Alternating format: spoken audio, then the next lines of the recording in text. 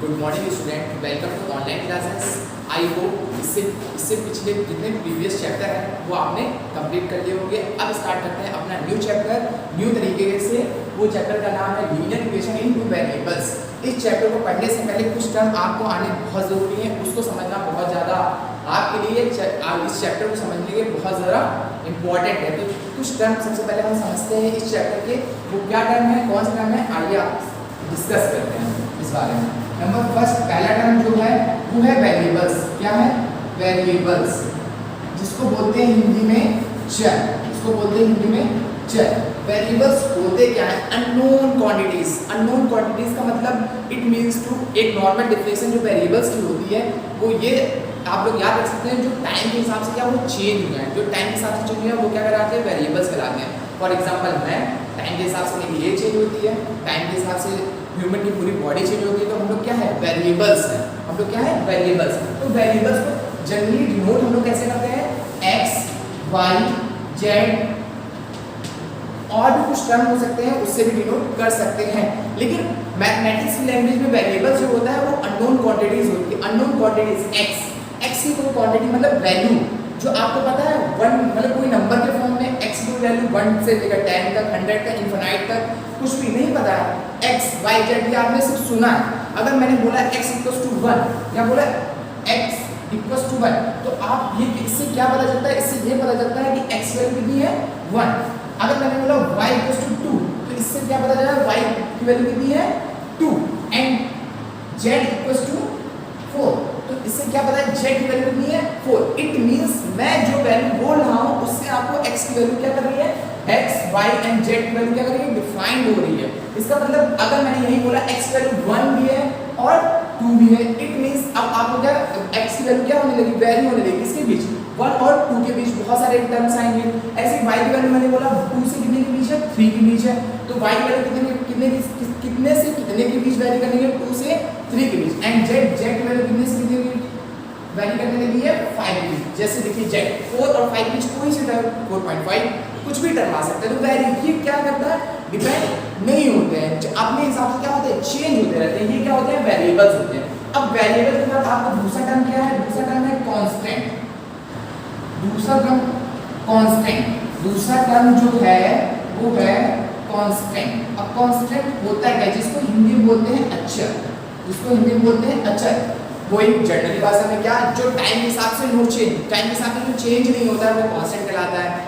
It means कोई object जो change नहीं हो रहा है। आपकी जो चेयर है जिस पे आप लोग बैठते हैं स्कूल में, वो टाइम के हिसाब से एक पर्टिकुलर 2, 3, 4 साल तक कंटिन्यूअस वैसी ही रहती है। अगर उसमें हम लोग पेंट कराते हैं तो उसका कलर चेंज होता है। वो ये तो नहीं है कि चौड़ी हो जाए, फैल जाए, कुछ उसकी लेंथ बढ़ जाए, ब्रेथ बढ़ जाए, कुछ ऐसा तो नहीं।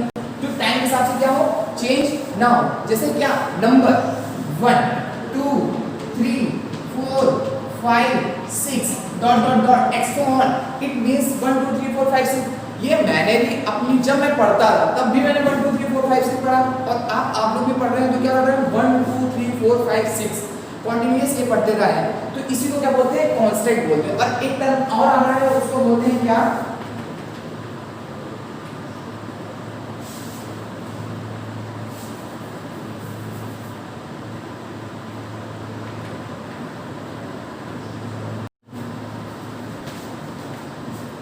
नेक्स्ट टर्म है वो है कोफिशिएंट, जिसको हिंदी में बोलते हैं क्या? गुणांक। क्या होता है कोफिशिएंट और क्या होता है गुणांक? इसको समझते हैं। कोफिशिएंट जो वेरिएबल्स के साथ, वेरिएबल्स क्या होते हैं? जो टाइम के साथ क्या होते हैं? चेंज होते हैं, डिफरेंशियल है। और जनरली मैथमेटिक्स के फॉर्म में वेरिएबल को हम लिख देते हैं x, y, z। और भी टर्म हो सकते हैं t, u, v dot dot dot, कुछ भी टर्म हो सकते हैं, वो आपको डिफाइंड हो जाएगा एज अ क्वेश्चन। ठीक है। उसके बाद जो वेरिएबल के साथ किसमें लिखी जाए? मल्टीप्लाई में लिखे जाए। किसके? वेरिएबल के साथ मल्टीप्लाई में लिखे जाए, वो क्या कहलाते हैं? कोफिशिएंट कहलाते हैं। इट मींस, समझते हैं बात को, ये लिखा है 2x, 2 किसके साथ है? मल्टीप्लाई में है, किसके साथ? x का। तो इट मींस x का कोफिशिएंट क्या है? कोफिशिएंट ऑफ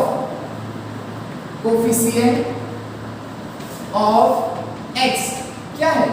2 है। फॉर एग्जाम्पल दूसरा एग्जाम्पल लेते हैं। क्या दूसरा एग्जाम्पल? ये लिखा 2y। इसका मतलब क्या है? y अगर पूछा जाए y का कोफिशिएंट अलग, 2 सेम हो जाएगा। यहाँ लेते हैं 4 और उसके आगे लगा देते हैं माइनस। अब यहाँ लिखा गया -4y, वेरिएबल क्या है इसमें y, उसके बाद y के साथ मल्टीप्लाई में क्या लिखा है 4। इसकी इट मींस ये इसका कोफिशिएंट क्या हुआ, कोफिशिएंट ऑफ y, y से मल्टीप्लाई में क्या लिखा है 4, लेकिन उसके आगे साइन किसका लगा है, माइनस का, तो इट मींस टोटली मतलब माइनस का 4। ये हो गया y का कोफिशिएंट। इसके आगे अभी यहाँ एक कंफ्यूजन ये हो सकती है कि इसका क्या लगा है माइनस, इसके आगे साइन कौन सा, प्रीवियस क्लास में अगर आपने पढ़ा होगा तो जहाँ साइन नहीं हो लगा होता है वो ऑटोमेटिक किसका होता है, प्लस का होता है। माइनस का साइन मतलब लिख के या डिनोट मतलब लिख के आता है, ठीक है। ऐसे ही फॉर एग्जांपल लेते हैं तीसरा। अब ये आपकी तीन चीजें क्लियर हो चुकी है, क्या, वेरिएबल, कांस्टेंट और कोफिशिएंट। इन तीनों को एक ही चीज में कन्वर्ट करने के लिए मैं आपको, या अब आप न्यू टॉपिक है, जो न्यू पॉइंट है वो ये है जिसको बोलते हैं क्या, इक्वेशन, जिसको क्या कहेंगे, इक्वेशन। अब ये इक्वेशन होती क्या, आपने इससे पहले जो चैप्टर पढ़ा होगा, आपने पॉलिनोमियल्स चैप्टर पढ़ा होगा। पॉलिनोमियल्स जो चैप्टर है उसमें इक्वेशन कभी भी शायद वर्ड यूज नहीं किया गया होगा, वहाँ भी नॉर्मल चीज थी। ऐसे मैं दिखा रहा हूँ, फॉर एग्जांपल देखा होगा आपने पॉलिनोमियल ऐसे लिखा होगा 2x² + 4x + 3, ऐसे कुछ समथिंग लिखा होगा। लेकिन अब इस पॉलिनोमियल्स और इक्वेशन दोनों सेम होती है, लेकिन इसमें अंतर क्या होता है, डिफरेंस क्या होता है। जो इक्वेशन होती है सबसे पहले उनकी ये याद रखने वाली चीज है कि उसमें कितनी साइडें होती हैं, 2 साइडें हरदम इन्वॉल्व होती है। इट मींस इक्वल टू का साइन हमेशा उसमें क्या रहेगा, इन्वॉल्व होगा। इक्वल टू का साइन आपको पता ही होगा, इट मींस किसका, बराबर का। ये देखो हर जगह मैंने बराबर लगाया होगा कहीं जगह, जिससे यहाँ बराबर साइन है नहीं है, तो ये इक्वेशन कहलाएगी, नहीं कहलाएगी। हिंदी वालों के लिए जिसमें दो पक्ष जरूरी है, इंग्लिश वालों के लिए 2 साइडें ऑलवेज कंप्लीट हरदम होनी चाहिए। 2 साइडें को क्या कहलाते हैं, इक्वेशन। फॉर एग्जांपल 2x + 3 = क्या, 0। यहाँ कितनी साइडें, 2 साइडें, कौन कौन सी, पहली 2x + 3 और आगे कौन सी, 0। बीच में किसका साइन है, इक्वलिटी का साइन है, इक्वलिटी का साइन है। इट मींस क्या, यहाँ टोटल टर्म्स कितने हैं, कोई अगर पूछे टर्म्स कितने, तो मैंने पहला ये टर्म, उसके बाद साइन आता है, उसके बाद जितना टर्म आता है वो 2, अगर इसका कोई साइन है नहीं है ना, उसके बाद इक्वलिटी के बाद कितना टर्म आ रहा है, एक टर्म, इसका कोई टर्म है नहीं, तो टोटल टर्म कितने हैं यहाँ, 3। लेकिन बीच में साइन किसका लगा है, इक्वलिटी का साइन लगा है, तो ये क्या कहलाएगी, ये इक्वेशन कहलाएगी।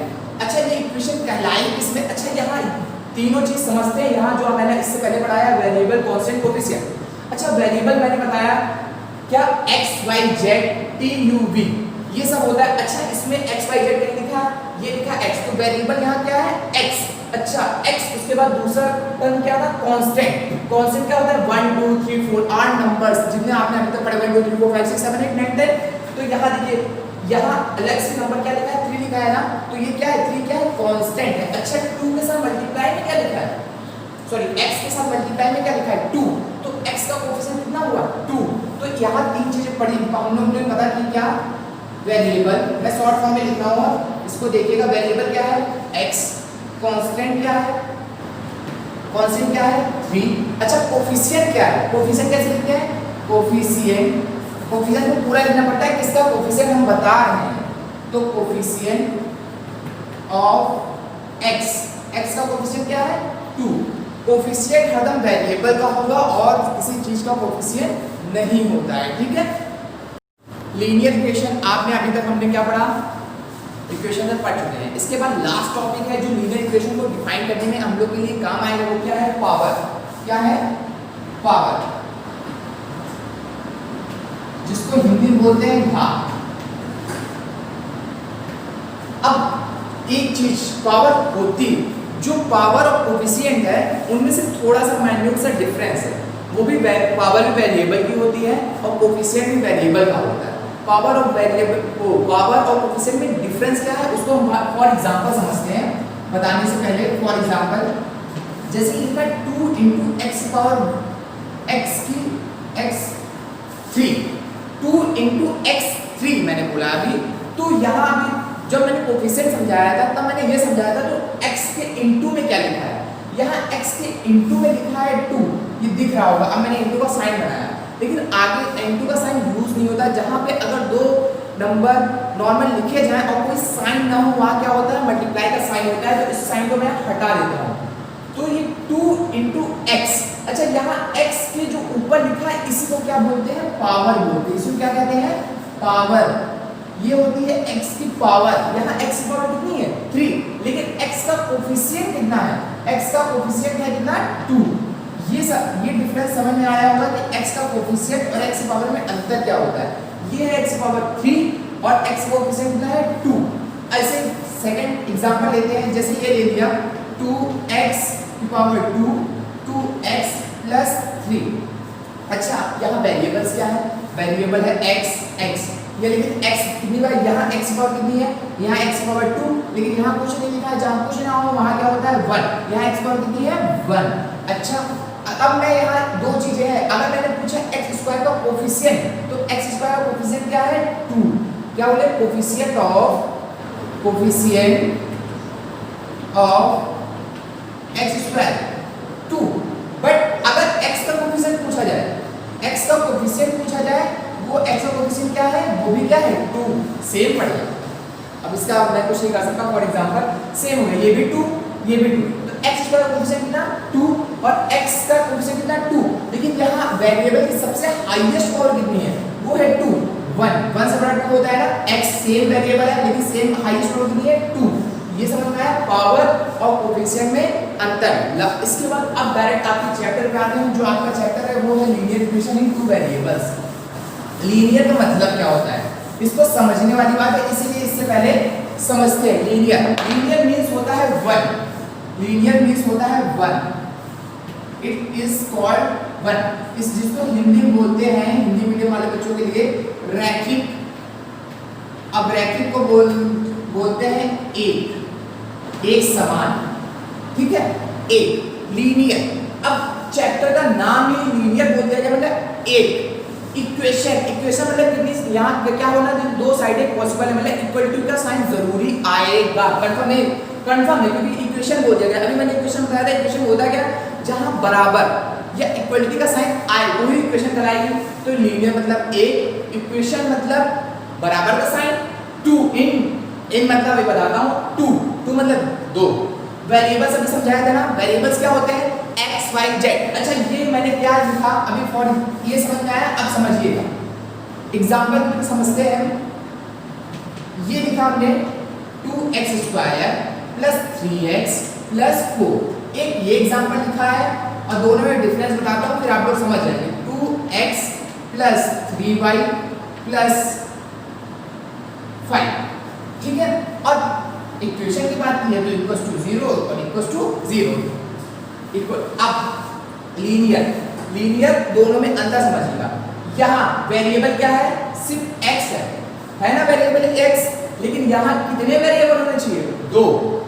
चैप्टर का नाम है 2 वेरिएबल्स, तो लेकिन यहाँ कितने हैं, एक ही वेरिएबल का नाम वो क्या है, वो है x, दिस, ये है ना।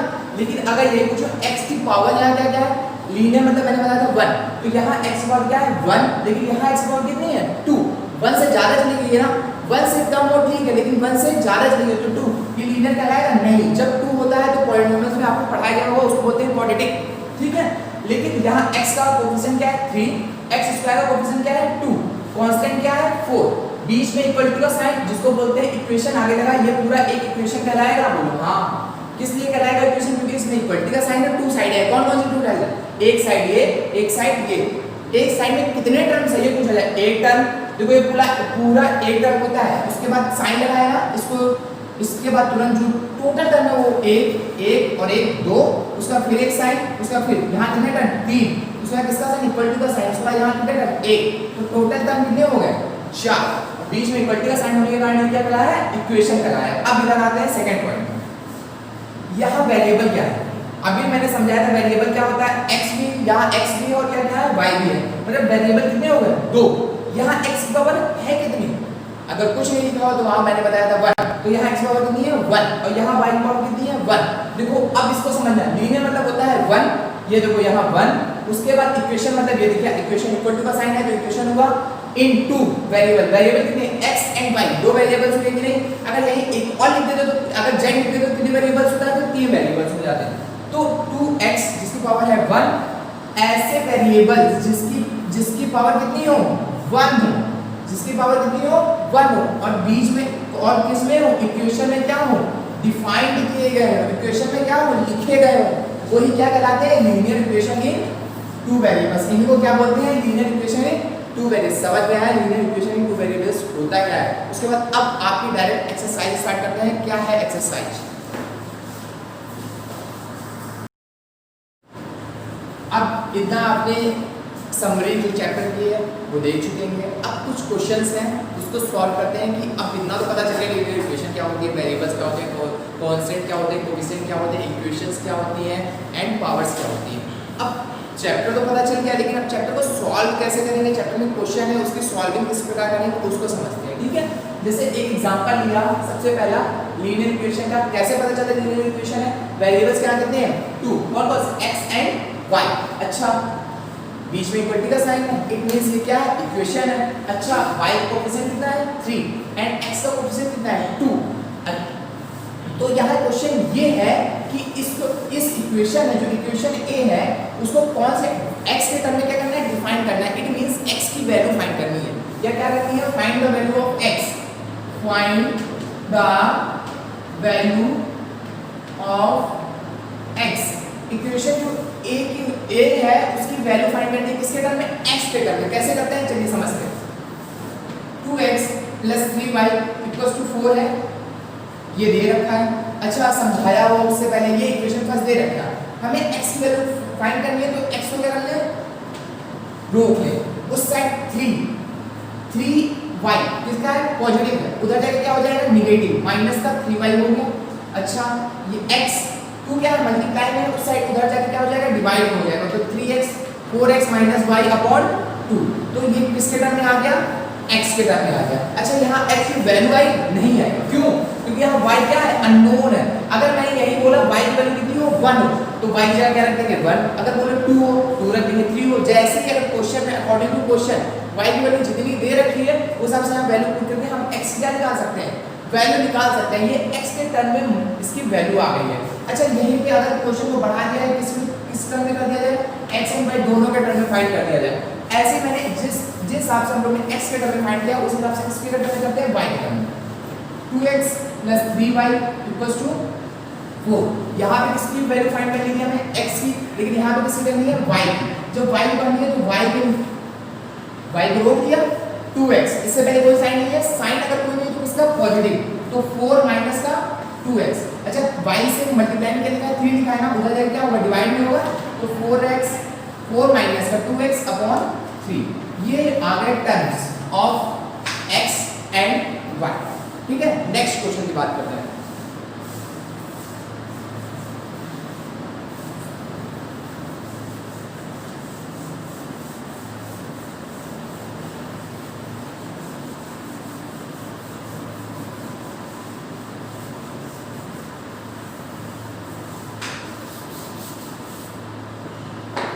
अब आपकी एक्सरसाइज की बात करते हैं। एक्सरसाइज पहली एक्सरसाइज और पहला क्वेश्चन, उससे पहले समझने वाला ये है आपका एक चैप्टर है 9th क्लास में जो आगे भी पढ़ाया जाएगा वो है कोऑर्डिनेट ज्योमेट्री। कोऑर्डिनेट ज्योमेट्री में आपको बताया जाएंगे एक्सिस क्या होते हैं क्या चीज़ है, उसका यूज हमारी इस चैप्टर में भी है जो लीनियर इक्वेशन टू वेरिएबल्स में ग्राफ बनाने के लिए। ग्राफ वैसे जो बनाया जाता है वो ग्राफ पेपर में बनाया जाता है। जो ग्राफ पेपर में ग्राफ बनाया जाता है वो एकदम परफेक्ट होता है, लेकिन जो अगर मैं बोर्ड पे ग्राफ बनाऊंगा उसकी वैल्यू परफेक्ट नहीं होगी। लेकिन समझने के लिए समझते हैं क्या होता है। कोऑर्डिनेट ज्योमेट्री में दो एक्सिस होते हैं। एक्सिस कौन कौन से x एंड y। क्या होता है x एंड y एक्सिस, जब हम लोग चलते हैं नॉर्मल सीधे वो हमारा क्या कहलाता है x एक्सिस कहलाता है। क्या कहलाता है x एक्सिस कहलाता है। और अगर हम लोग उसी को दो पार्ट, एक चीज है यहाँ एक एक्सिस कहलाता है और एक कौन सा एक्सिस कहलाता है y एक्सिस कहलाता है। ये हो गया। अच्छा जहाँ पे ये x axis and y axis दोनों एक दूसरे को क्या करते हैं कट करते हैं, इसको क्या बोलते हैं ओरिजिन, जिसको हिंदी में बोलते हैं मूल बिंदु, जिसको इसको डिनोट करते हैं किससे? कैपिटल O से डिनोट करते हैं। This is not called is zero, this called is capital O। इसके कोऑर्डिनेट क्या होते हैं? ओरिजिन। इट मींस कि तुम्हारा ओरिजिन मतलब मूल बिंदु। तुम स्टार्टिंग कहां से कर रहे हो? जीरो से। स्टार्टिंग हमने कहां से की थी पढ़ने की? नर्सरी से। इट मींस जीरो से। उसके बाद क्लास बढ़ी 1 2 3 4 5 6 7 8 and so on, step by step. तो ये ओरिजिन होते हैं। इसके कोऑर्डिनेट क्या होते हैं? देखो एक इंसान ऐसे भी चल सकता है और एक इंसान ऐसे भी चल सकता है। लेकिन कोई इंसान होता है कि हमें दोनों तरफ चलना है, तो वो ऐसे भी चलेगा और ऐसे भी चलेगा, और जहां पे चलने के बाद एक यहाँ पॉइंट मिलेगा, इन दोनों को जब हम मैच करेंगे तो वो यहाँ पे होगा इंसान। ठीक है, ये एग्जांपल दिया मैंने, वो समझने वाली बात नहीं है।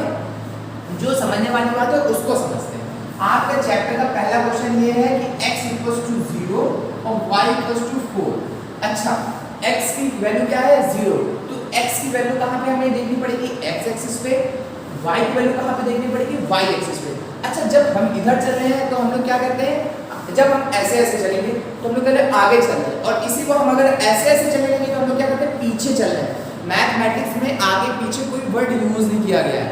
अगर हम लोग आगे चलते हैं तो मैथमेटिक्स में उसको पॉजिटिव बोला जाता है, अगर हम लोग पीछे चलते हैं तो मैथमेटिक्स में उसको क्या बोलता है? नेगेटिव बोला जाता है। इट मींस ये जो ओरिजिन है, ओरिजिन के अगर हम लोग इस साइड आएंगे तो वो क्या कहलाएगा? पॉजिटिव कहलाएगा। क्या कहलाएगा? पॉजिटिव। कौन सा एक्सिस? X axis. अच्छा, इसी ओरिजिन के अगर इधर आएंगे तो क्या कहलाएगा? नेगेटिव कहलाएगा। कौन सा एक्सिस? X axis. अच्छा, सिमिलर क्या y के लिए? ऊपर जाएंगे तो क्या कहलाएगा? पॉजिटिव, और नीचे आएंगे तो क्या कहलाएगा? नेगेटिव। कौन से एक्सिस में? y एक्सिस में। ये ध्यान नोट करने वाली बात है, ठीक है, नोट करे रहना। अच्छा, x के लिए क्या? 0। इट मींस अगर मैंने कुछ टर्म जैसे फाइंड कर दिए, बोल दिया कि एक नंबर है कि यहाँ पे कोई इंसान 1 2 3 4 5, और ये जो है ये होता है हरदम कंटीन्यूअस। कहां से स्टार्ट होता है? 0 से स्टार्ट होता है। याद रखिएगा 1 2 3 4। ठीक है, और भी आगे इधर बिल्कुल सेम -1 -2 -3 -4 एंड -5। Same -1 -2 -3 and -4। ठीक है, यहाँ x की वैल्यू कितनी है? 0। तो यहाँ ग्राफ, इन्होंने बोला ग्राफ खींचना है, तो यहाँ x के लिए 0 है ना, तो ये x की लाइन के लिए तो ये 0 है ही है। ठीक है, अच्छा y में क्या है? 4। तो y में 4 कहाँ पे है? 1 2 3 4 यहाँ है 4 ना, तो ये लाइन कहाँ गई होगी? x के लिए हम लोग पॉइंट 4 पे पहुंचे थे। अच्छा, हम लोग क्या करना है? ग्राफ खींचना है, तो पॉइंट 4 बस कुछ नहीं करना है, ये लाइन नॉर्मल स्ट्रेट खींच देनी है। ये हमारा y बराबर क्या हो जाएगा? 4 को रिप्रेजेंट करेगा। अच्छा, x बराबर 0 को करेगा, x बराबर 0 को रिप्रेजेंट क्यों कर रहे हैं? क्योंकि यहाँ पे 0 है, यहाँ क्या ग्राफ खींचने की बात है, यहाँ ऐसे खींचेगी ना, ग्राफ खींचा जाएगा तो ऐसे खींचा जाएगा। तो ये क्या है? ये नॉर्मल चीज, यहाँ 0 रिप्रेजेंट कर। हाँ, तो ये पॉइंट हमारा 4 मिला, तो यही हमारा क्या हो गया? पॉइंट हो गया। कौन सा? 0,4। ये हमारा ग्राफ भी ड्रॉ हो गया। इसी फॉर एग्जांपल ऐसे ही अगर बोल दिया जाए x बराबर 0 एंड y बराबर क्या? -4। अच्छा, ये पॉजिटिव था तो y, अच्छा x क्या है? 0, तो ये 0। अच्छा, y आ गया है नेगेटिव, तो पॉजिटिव में जाएंगे, नेगेटिव में जाएंगे तो नेगेटिव नीचे आ जाएगा। तो ये हमारा 4 आया ना, तो इसी के पीछे लाइन ड्रॉ कर देंगे, और ये हमारा क्या हो जाएगा? 0,-4। अच्छा, इसी को उल्टा कर दे, अपोजिट कर दे। अगर x दे रखा है 4 और y दे रखा है क्या है? 0। x दे रखा है 4 और y दे रखा है 0, तो x क्या है? 4। तो ये इधर आएगा ना, ये हमारी लाइन, तो ये हमारा क्या हो जाएगा? 4,0। अच्छा, यहीं पे x क्या दे रखा है? यहीं x दे रखा है -4 एंड y दे रखा है 0, तो ये क्या अपोजिट x क्या आ जाएगा? तो ये हमारी लाइन क्या हो जाएगी? ये हमारा ग्राफ हो जाएगा क्या? 4,0। इसी बेस पे आपका जो चैप्टर फर्स्ट है, एक्सरसाइज फर्स्ट है, उसकी एक्सरसाइज टोटली ग्राफ प्लॉट करना है। तो आप लोग करके देखिए, अगर कोई प्रॉब्लम हो तो मुझको बताइएगा।